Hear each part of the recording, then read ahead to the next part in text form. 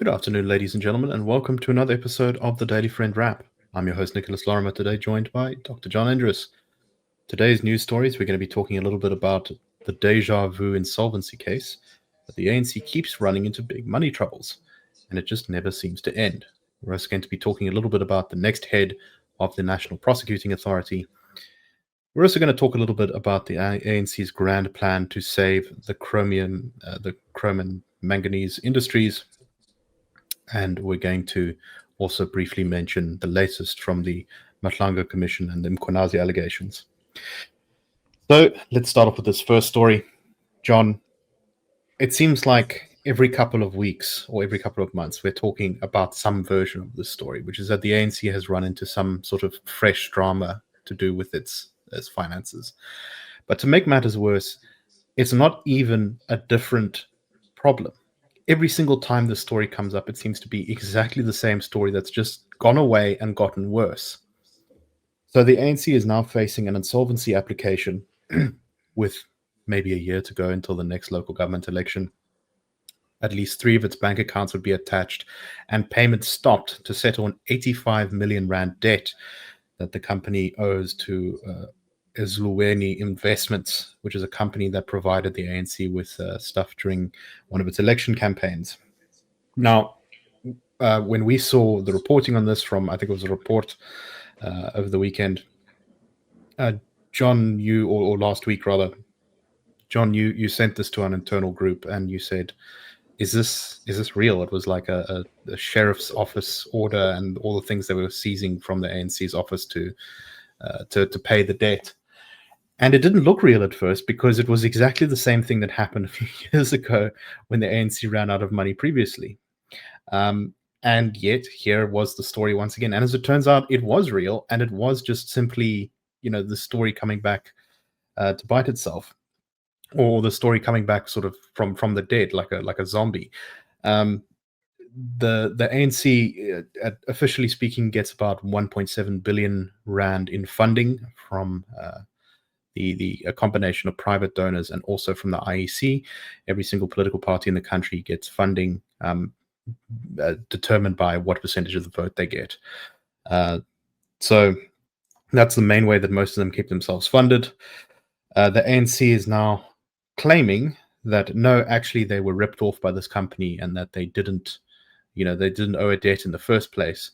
And part of their claim is that they have an ANC employee who's come forward and said that he was bribed to claim that this company delivered its election materials when in fact it didn't. But the Daily Maverick was reporting on the story, so they've seen evidence that in fact the election materials were provided and printed back in 2019 when the bill dates from. ANC previously tried to settle this case, but then defaulted on the settlement, which is why it's ended back up in court. And the situation is so bad that on and off for months, the ANC every now and again has to postpone its debt payments in order to pay its staff, who only get pay every now and again. John, I think the real new wrinkle in this story is not that it's not that it's happened, because we've seen this happen again and again. The ANC's managed to kind of keep going despite all these problems. The real issue here is they haven't been able to solve this in years. What's your take on this? Yeah, I find this quite unbelievable. Not just the fact that it's been sort of rolling on for years, but also what it says about the financial and economic literacy of the 30-year ruling party of South Africa, the leading party in the government of national unity. The people responsible for taking our tax money and spending it wisely on the needs of the state can't manage their own finances. And that's really worrisome and shocking. Now, imagine if you're an ANC donor, and you give your money to the party, you must be looking at this and wondering and saying, like, where's this money going? They sort of can't manage their finances properly. The sheriff has attached their assets, was carrying desks and chairs out of Luthuli House. 3 of the ANC's bank accounts have been attached, so they can't transact on those accounts anymore. Now the sheriff or the company Ezulweni wants to go after the provincial assets of the ANC as well. is thinking of launching insolvency proceedings against the ANC, which would be a formal declaration that this is a business entity effectively that is unable to pay its debts, which is exactly what it looks like. And if that happens, then the IEC, which disperses these monies to the political parties, won't be able to pay money to the ANC anymore. And that'll be a very big pile of money that no longer goes to the party, and the financial troubles will get worse. So for the party to have allowed things to get to this state is incredible. I mean, the words fail me to describe how surprising this is. And as you said, when I saw the story coming up on the weekend, I thought this was like AI generated fake news or old news, but no, it was fresh. It was literally desks and chairs being carried out of Lutuli House. Incredible. Yeah, I literally thought, isn't this? I just thought, am I having like deja vu or something? I swear that we just talked about this Yes. recently. Yes, and then even it was the same company, right? I thought it might be, well, maybe this is a Yes, new case. It's a different creditor, but no, it's Eslovini again. So yes. really unbelievable. The other interesting detail here is that apparently third party, essentially it seems like members of the CADA network, people who have benefited from various lucrative state contracts, have offered to kind of get in and pay some of this bill. Now it's not clear why that hasn't actually happened, but one of the reasons the ANC seems to be fighting this again is that if all of this goes through and the insolvency stuff happens, that who exactly offered to pay the bill will become public knowledge, which will, yet again be another sort of scandal of kind of linking all these things again. Maybe we're going to find that, like, I don't know, to pick a name at random, Kat Matala or someone like that was supposed to put up the money and only paid half it or something like that. So just, the ANC just can't catch a break these days. It's kind of incredible. Yeah. And I think they paid on the initial debt like 60 million rand, but it's unclear where that money came from. Some of that might have come from those third-party funders, people with lucrative state contracts. The article says, imagine if it comes out who that is, if names get dropped. And another intriguing possibility that the Daily Maverick raises here is that the debt might be sold off and could be bought by a political rival. So imagine that the DA approaches Esloveni and says, guys, we'll take this 80 million rand debt, we'll give you 40 million for it, and we'll see what we can get from the ANC. Wow, that would be amazing. So Oh it is man, unbelievably messy. it's a world of hurt, and it's not going to get better anytime soon. And if the ANC has a bad local government election, as we suspect they will, the reasons, there will be many reasons, but some of them will be very obvious, and this is going to be one of those. Yeah. Okay, let's move on to our next story. Shamila Batoy, who is the head of the National Prosecuting Authority, the sort of top prosecutor in the country, is going to retire in January of 2026. I believe this is because she's hit the age limit. You're only allowed to be up to, I think, 65 to serve in the role. So she's going to be stepping down. And as a result, President Cyril Ramaphosa, has named a selection, or has named a selection panel who is going to be appointing the new head of the National Prosecuting Authority. The selection panel will be chaired by the Minister of Justice and Constitutional Development, Momboloko Kubai. It's also going to have some various Chapter 9 institutions and people from the legal profession.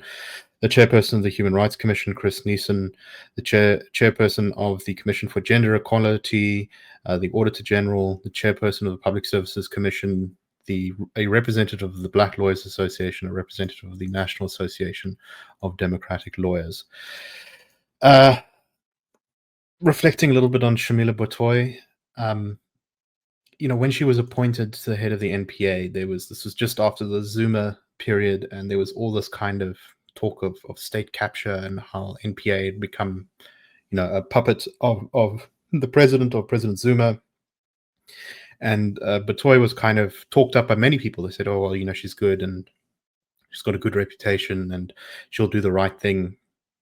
And the Daily Maverick had a fairly pleasant, or I don't know what to call it, a cautiously, I thought, actually overly generous summation of her tenure at the NPA, saying that she brought a measure of stability to the role after the turmoil of the Jacob Zuma years, but the structural damage done to the institution during the state capture years had been hard to reverse.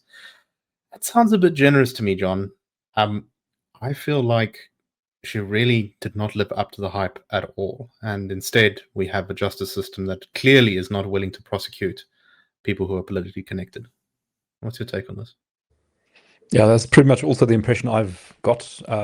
I think many people had high expectations that there would be a cleanup, especially because so much evidence was emerging through the Zondo Commission, and it should have been quite easy, one would think, for prosecutions to occur on that basis. The evidence was there, the material was there, yet pretty much nothing happened on state capture. So no arrests, no prosecutions, I think. And looking at the process of appointing a successor now, it does look very much like a managed process again. So this panel, which has been appointed by the president, will suggest 3 names to him, and then he picks who the new director of public prosecution should be. Compared to last time around, there was a representative of the Law Society of South Africa on the panel, and also a representative of the General Council of the Bar of South Africa. And this time around, those people are not there. So you've only got sort of these Chapter 9 heads and a few people from lawyers' associations. It looks to me like it's going to be a directed process, and one that is directed to ensure that prosecutions continue not to take place. Yeah, I think this, or not to get too far ahead of the facts here, but I do think that it's very clear that this panel is very likely to just recommend someone who is, in the cater network, is going to continue the inertia in the prosecuting authority. So this is going to turn, presumably, I think, into another scandal years down the road, and it's just amazing the level of inertia in the whole system. You think that that the president, under so much political pressure right now, and also the fact that he's stepping down as president, and he's not going to be leading the ANC or the country relatively soon, that there would be some incentive to just at least have some token prosecutions of people who are expendable. But nope, the sort of wagons get circled, and I suspect we're just going to get yet more protection of politicians. Yeah, and I think it's also worth pointing out sort of the pernicious effects of cater deployment. So on the one hand, it's the problem of cater deployment itself, but it's also the perception it creates, right? So we're going to look at these Chapter 9 heads, and some of them might be good people. They might be independent-minded, as they are meant to be, as heads of independent institutions. But we're going to say, look, the ANC has a cater deployment system, and they've probably vetted these people very carefully. They make sure that they are ideologically on board. They're not going to try any funny business with, presenting some independent-minded heads of public prosecutions. These are safe bets, and so we can rely on them. And that may be true or not, but it's certainly the perception that is created. And maybe just one more point there. The head of this panel is the Minister of Justice and Constitutional Development, Mameloko Kubai, who is a very fierce defendant, I think, of the ANC's ideology. So she wrote quite a good piece if you go into this sort of thing in August last year, where she said a strategic retreat by the ANC to advance its cause, where she was talking about the effect of forming the GNU. And she said, has the ANC abandoned its principles by working with the DA? She said, no, it's very permissible for proper revolutionaries to work with their opponents strategically, all while still continuing to push ahead with the revolution. And she then quotes Mao and Lenin and so on. So she knows all this ideological stuff very well. She's committed to it. And I think that also means that she's going to make sure that this process, as it unfolds, will be loyal to the revolution and to the socialist principles of the ANC. Exactly right. Even Lenin had the new economic plan, of course. Yeah, but she quotes that as an example, right? So she says that Lenin admitted that there had been a massive economic defeat, which of course was true because communism doesn't work. So they decided to bring the capitalists back and give them like a little bit of an opening so they could fix the economy with a new economic plan in the 1920s, and then shut them down again afterwards. That's exactly unbelievable. Speaking of new economic plans, the ANC is putting forward its new economic recovery plan, which they say will hope to prevent the deindustrialization of South Africa. South Africa's had its manufacturing's contribution to GDP falling from 28% in 1993 to 18% last year. So while the economy has definitely seen some areas of growth, particularly in places like, I would think, finance, at least for the last sort of 10 years or so, has been not doing well, particularly manufacturing.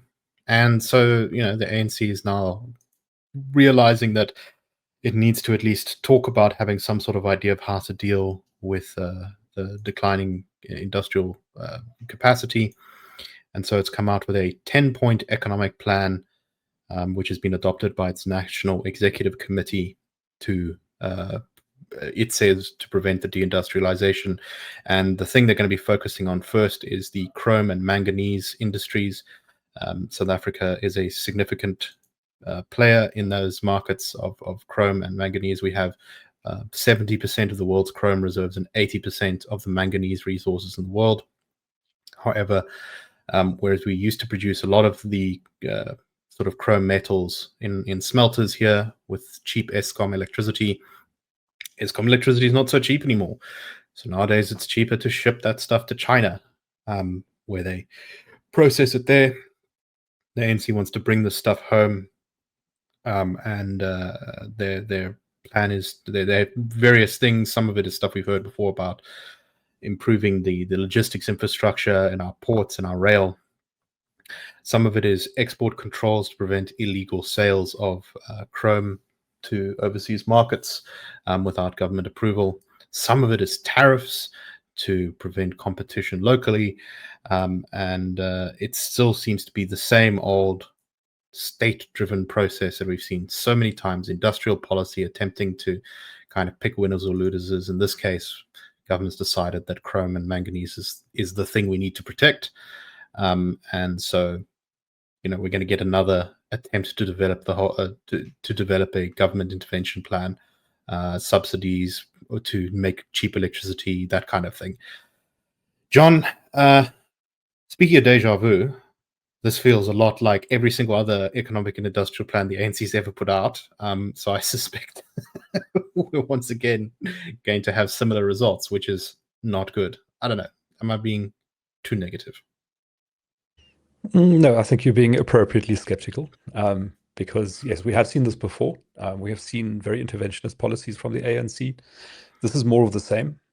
So it's a combination of subsidies and protections and sort of sprinkling money into the sectors that you want to support, and then hoping that this will create a growing economy.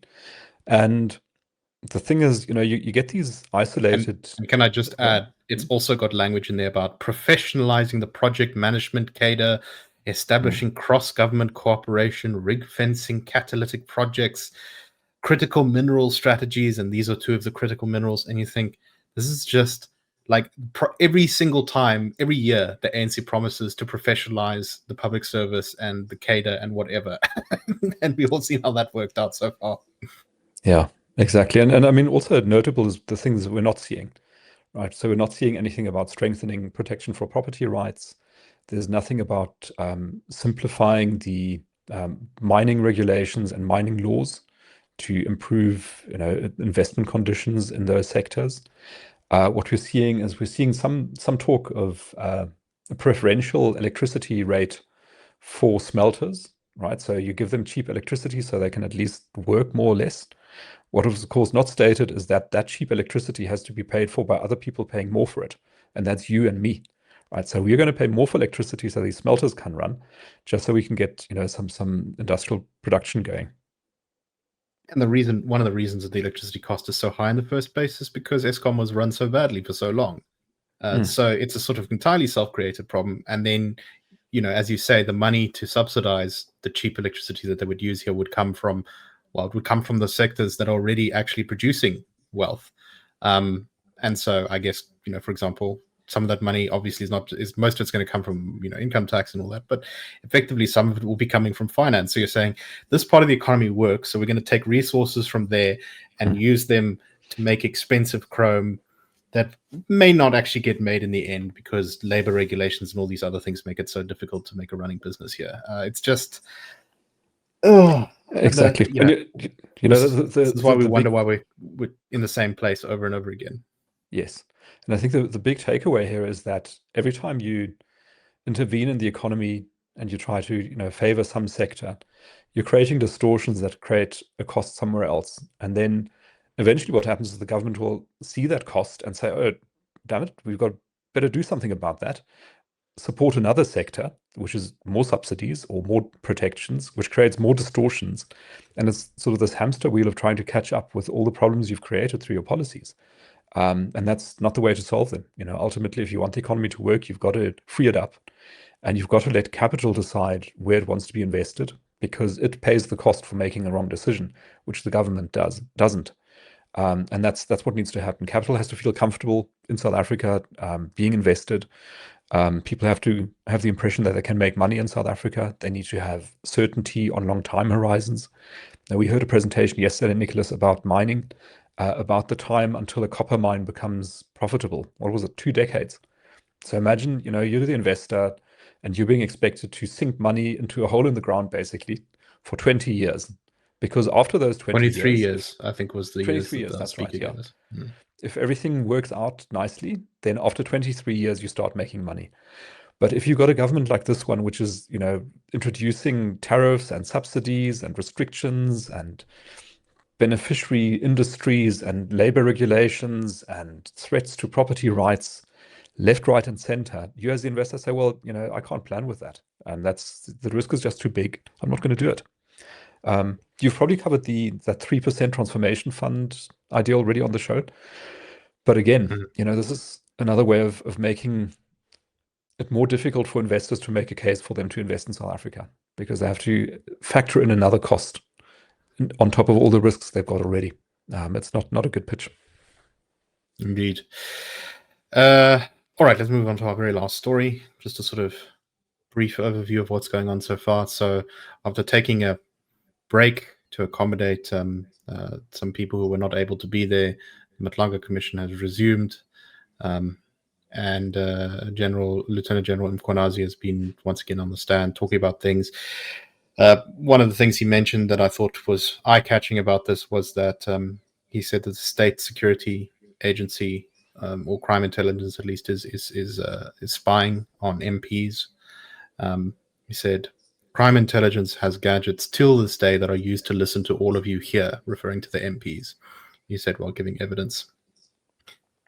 He said that there was, the reach of crime intelligence was very deep. He said, we have seen the homestead of the late ambassador Nathi Mthethwa on TV now, and there's a boundary wall. That wall was built using intelligence money. Basically, Mkhwanazi says that the only way to fix these problems is systematized lifestyle audits for senior police officials, more rigorous pre-appointment vetting modeled on statutory provisions for specialist units, wholesale review of employment and vetting processes within SAPS. We should all be subject to lifestyle audits, he told the committee. John, what do you make of this? I think those are reasonable enough proposals, if a bit modest, from Lieutenant General Mkhwanazi. But the accusations that crime intelligence is spying on MPs, not particularly surprising. A lot of MPs have suspected that forever. What do you think about this? Well, the question is how do organizations act when they are not subject to oversight? Right. So if you've got secret funds for secret intelligence missions, what do you think happens to those funds? Are they going to be well spent, in a clean and well accounted for fashion? Probably not. So that's one of the problems, is where does the money go? And often the money gets badly spent. I think that's one of the issues that he's kind of raising. And the second thing then is, if you've got intelligence agencies which are not subject to proper control and oversight and accountability, then of course they're going to go rogue in a way. They'll be captured by factions. They'll start monitoring political opposition, different factions within the ruling party. Whoever you need to know more about is going to get targeted, and that is a problem. I think it's also reflective of the broader state of rule of law in South Africa, that this sort of thing goes on, because there is broadly, I think, a lack of accountability, and you can get away with a lot without getting punished for it. I think whether Lieutenant General Mkhwanazi's allegations specifically are proven to be true or not true is kind of beside the point, which is that it is very clear from this and reporting other things. I mean, I'm reading the new book by Jeff Wick's Shadow State recently, and the impression one gets is that there is a crisis probably bigger than any other crisis, I think, in the country in a lot of ways, in our law and order, in our justice system. Everything, you just look at every single individual piece of the justice system, from the police to the courts to the prisons, and sort of everything in between. And those systems are all infiltrated by criminal elements. They're rotted in terms of capacity. There's political interference all over them. And, while the unemployment crisis is the one that probably has the biggest direct effect on most South Africans, crime is probably number 2 spot. And any government that wants to actually recover South Africa's position and make us a prosperous and forward-looking country is going to have to grapple with this major overhaul of the law and order system in this country. And I think the scale of that can't be underestimated. It is going to be a huge project to get the police system working again. Yeah. And, people often make the link between crime and economic growth. And they'll say when your economy isn't growing and people are poor, they turn to crime. And that's kind of intuitively logical and plausible. But the direction of the effect also works the other way. So when crime levels are high, then you don't get economic growth because investors won't invest, and people can't engage in economic activity safely. Your stuff gets stolen, your stuff gets burnt down, your life isn't safe. You have to invest more in security measures, money which you could have used for other more productive purposes. So crime is also a big problem for economic growth, and that's another reason why it needs to be addressed. I think we're seeing maybe the potential of it being addressed in a way because the political circumstances are shifting in the country. So I think while the ANC was enjoying its 50+ majority, we were not going to see any serious action on crime because why would there be? But now that the ANC is at 40, and you've got the DA there at 20, so there's more political contestation, and I think that is having some impact on the criminal justice system. Very slowly, but maybe over the years it will. And maybe just a final thought on that, depending on where the next elections go, if you get like an ANC, EFF, MK tie-up, then I think very obviously the criminal justice system is going to not receive the favorable attention that it should in terms of being fixed. Rather, it will be further subverted.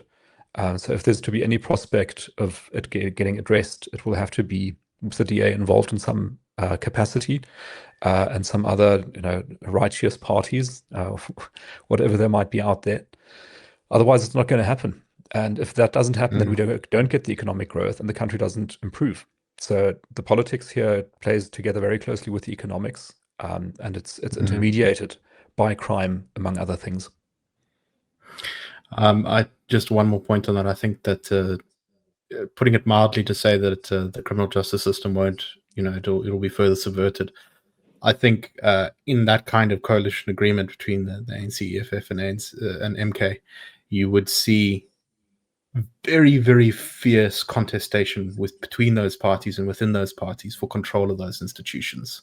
And I think very bad things would come from that.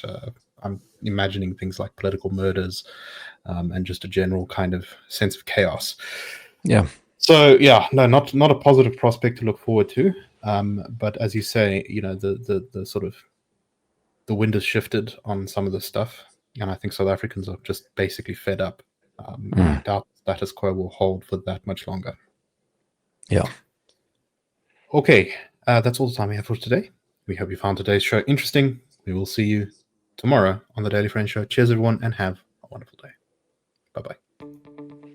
The Daily Friend Show and the Daily Friend are a project of the Institute of Race Relations, the IRR. The IRR is a think tank which was founded in 1929 to study race relations in South Africa and works to change government policy to improve race relations through non-racialism and to ensure the prosperity of all South Africans.